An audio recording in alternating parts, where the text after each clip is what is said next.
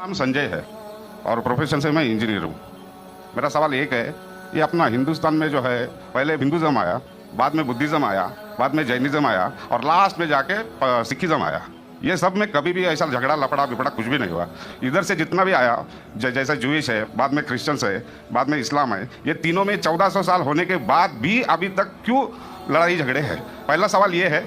दूसरा सवाल, आप जो टेररिस्ट का को जो भी कुछ डिफिनेशन दिए वो तो ठीक है, जान दे दो, मगर टेररिस्ट लोग इस्लाम को बदनाम करते हैं। कुछ भी हो, आप उसके अगेंस्ट ये जो काम कर रहे हैं ये बहुत अच्छा है।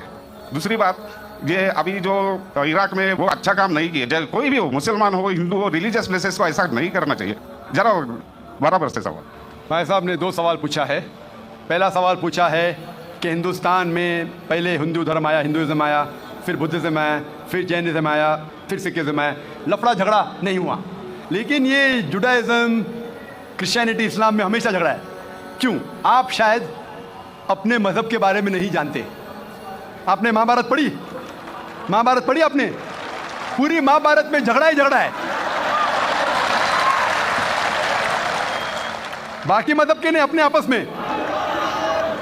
अगर आप पढ़ते महाभारत, जो एक स्मृति है जो मैं पढ़ चुका हूं, उसके अंदर कजिन्स, रिश्तेदारों के बीच पांडव 5 और कौरव 100 झगड़ा होता है। महाभारत में झगड़े के बारे में जितने वर्सेस है, कुरान मजीद से कई गुना ज़्यादा। अगर गिनेंगे हम, कुरान मजीद गिनेंगे कितने वर्सेस है, महाभारत में कई ज़्यादा है। और जब आप भगवत गीता पढ़ते हैं, भगवत गीता महाभारत का एक हिस्सा है। 18 चैप्टर्स है। भीष्म पर्व के चैप्टर नंबर 25 to 42 को कहते हैं भगवत गीता। और भगवत गीता सबसे ज़्यादा पढ़ी जाने वाली किताब है हिंदू मज़हब में।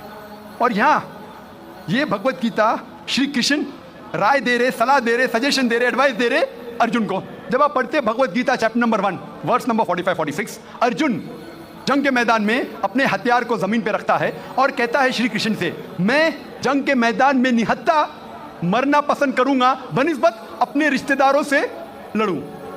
ये कहता है, आपने पढ़ी होंगी। उसके फौरन बाद चैप्टर नंबर 2 वर्स नंबर 2 और 3 में श्री कृष्ण कहते हैं अर्जुन से, अर्जुन तुम इतने बुज़दिल कब से बन गए? तुम नपुंसक कब से बन गए?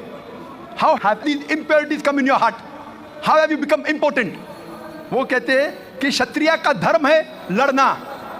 फिर वर्स नंबर 31, 32, 33 में कहते हैं, वो क्षत्रिय खुशनसीब है जिसे लड़ने का मौका मिलता है। अगर आप लड़ेंगे तो आप स्वर्ग में जाएंगे, लड़ेंगे नहीं तो स्वर्ग में नहीं जाएंगे। कौन कहता है? श्री कृष्ण एडवाइस देते हैं अर्जुन को। अगर मैं कहूँगा कि आपके श्री कृष्ण कहते हैं कि रिश्तेदारों का कत्ल करो, ये शैतानी हरकत है। अगर मैं कहूँगा कि आपके हिंदू मज़हब की किताब में सिखाया जाता है कि रिश्तेदारों का कत्ल करो, ये शैतानी हरकत है। वो हिंदू मुझसे कहता है लेकिन ये जंग है हक और बातिल के दरमियान। मैं बोला कुरान मजीद में भी वही लिखा है, हक और बातिल के दरमियान। मैं जानता हूँ हिंदू मज़हब में ये नहीं लिखा है कि रिश्तेदार कत्ल करो, लेकिन हक के लिए लड़ना भी पड़े, नो प्रॉब्लम। चाहे वो आपके रिश्तेदार हो, चाहे वो आपके वालिदैन हो, नो प्रॉब्लम। तो ये श्री कृष्ण कहते हैं अर्जुन से। और जो क्रिटिक्स ऑफ इस्लाम उछालते मोहम्मद सल्लल्लाहु अलैहि वसल्लम की हदीस को, सही बुखारी की जिल्द नंबर 4 हदीस नंबर 46 किताब जिहाद में अल्लाह के रसूल कहते हैं कि जो भी मुजाहिद जिहाद के लिए जाता है, अगर उसका कत्ल होता है तो वो जन्नत पे जाता है, अगर वो जिंदा वापस लौटता है तो उसे इस दुनिया का माल मिलता है। अक्सर क्रिटिक्स इंक्लूडिंग अरुण शूरी इस हदीस को उछालकर कहते हैं कैसा मज़हब है? लड़ने को कहता है, मर जाते लड़ाई में तो जन्नत मिलती है, वरना इस दुनिया की दौलत। अगर आप भगवत गीता पढ़ेंगे चैप्टर नंबर 2 वर्स नंबर 37, उसमें श्री कृष्ण कहते हैं अर्जुन से, अर्जुन उठो और लड़ो। अगर आप मर जाएंगे, कत्ल हो जाएगा, आप जाएंगे स्वर्ग में। अगर जिंदा वापस लौटेंगे तो दुनिया की दौलत मिलेंगी हू बहू जो सही बुखारी में मोहम्मद सल्लल्लाहु अलैहि वसल्लम ने कहा, वही कहते हैं श्री कृष्ण अर्जुन से। मुझे लगता है कि अरुण शूरी ने भगवत गीता पढ़ी नहीं। अगर पढ़ी होती तो इस्लाम के खिलाफ नहीं लिखते।